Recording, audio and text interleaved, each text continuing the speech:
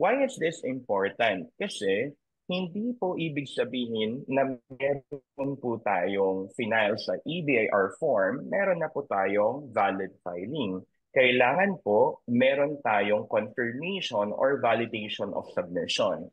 Ngayon, ang pwede ninyong tanong dito, pag meron na ba yung pop-up na yan na sinabing submit successful, meron na ba talaga tayong filing?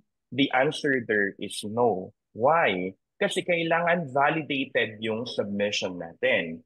So kapag nag-file ka gamit ang EBIR forms or EFPS online, siguraduhin na may valid confirmation ka.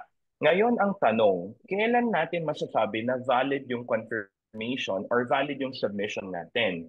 Kailangan meron kang mare-receive na email or confirmation email na nasubmit na yung BIR form na final mo sa EBIR forms. Again, hindi porke nag-submit ka sa EBIR forms, it is already submitted.